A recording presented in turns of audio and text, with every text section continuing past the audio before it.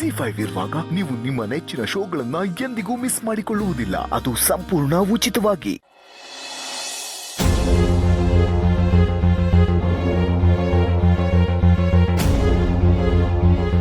ಅದಕ್ಕೆ I'm really sorry. ಅದಕ್ಕೆ ಅಪೇಕ್ಷೆ ಪರವಾಗಿ ನಾನು ನಿಮ್ಮ ಹತ್ರ ಸಾರಿ ಕೇಳ್ತೀನಿ.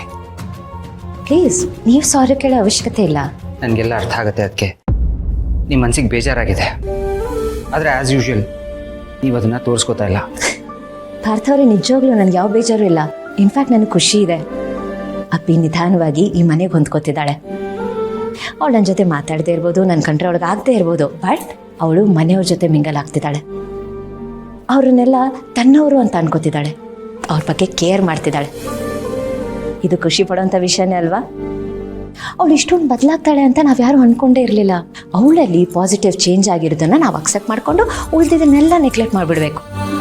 ಅವಳು ನನ್ನ ಜೊತೆ ಹೇಗಿರ್ತಾಳೆ ಅನ್ನೋದು ಮುಖ್ಯ ಅಲ್ಲ ಪಾರ್ಥ ಅವರೇ, ನಿಮ್ಗಳ ಜೊತೆ ಹೇಗಿದ್ದಾಳೆ ಅನ್ನೋದು ಮುಖ್ಯ. ಅತ್ತೆ ಜೊತೆ, ಸುಧಾ ಜೊತೆ ಅವಳು ಇಂಟ್ರ್ಯಾಕ್ಟ್ ಮಾಡ್ತಿದ್ದಾಳೆ, ಅದೇ ಅಲ್ವಾ ಬೇಕಿರೋದು. ನನ್ನ ಜೊತೆ ಹೇಗಿದ್ರೂ ನಡೆಯುತ್ತೆ.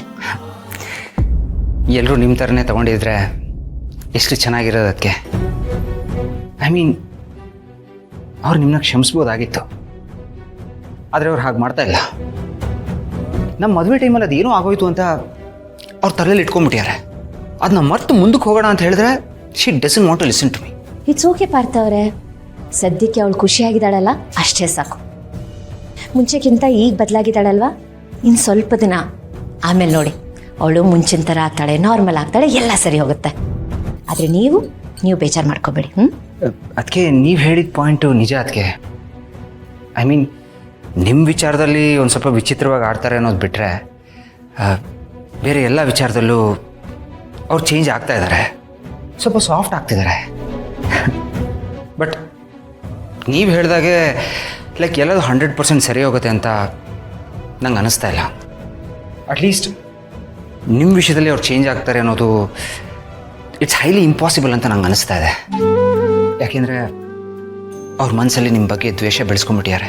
ಪಾರ್ಥ ಅವರೇ, ಅವಳಿಗೆ ನನ್ನ ಮೇಲಿರೋದು ದ್ವೇಷ ಅಲ್ಲ, ಒಂದು ಸಣ್ಣ ಮನಸ್ತಾಪ ಅಷ್ಟೆ. ಅದ್ರ ಬಗ್ಗೆ ನಾನು ಜಾಸ್ತಿ ತಲೆ ಕೆಡಿಸ್ಕೊಳಲ್ಲ, ನೀವು ಯೋಚನೆ ಮಾಡಬೇಡಿ. ನೋಡಿ, ಅವಳು ನನ್ನ ಜೊತೆ ಹೇಗಿರ್ತಾಳೆ ಅನ್ನೋದು ಮುಖ್ಯ ಅಲ್ಲ, ನಿಮ್ಮ ಜೊತೆ ಹೇಗಿರ್ತಾಳೆ ಅನ್ನೋದು ಮುಖ್ಯ. ನೀವು ಅಷ್ಟನ್ನು ಮಾತ್ರ ಕನ್ಸಿಡರ್ ಮಾಡಿ. ನನ್ನನ್ನು ತೆಗೆದು ಸೈಡಲ್ಲಿಡಿ, ನಾನು ಸಪೋರ್ಟಿಂಗ್ ಕ್ಯಾರೆಕ್ಟರು. ನಿಮ್ಮ ಲೈಫಲ್ಲಿ ನೀವೇ ಹೀರೋಯಿನು. ಯಾವುದೇ ಕಾರಣಕ್ಕೂ ನಿಮ್ಮ ಹೆಂಡತಿಗೆ ಅವಮಾನ ಆಗೋ ಥರ ನಡ್ಕೋಬೇಡಿ. ಅವಳನ್ನ ಯಾವತ್ತೂ ಬಿಟ್ಕೊಡ್ಬೇಡಿ, ಸಪೋರ್ಟ್ ಮಾಡಿ. ಸರಿ. ಅದಕ್ಕೆ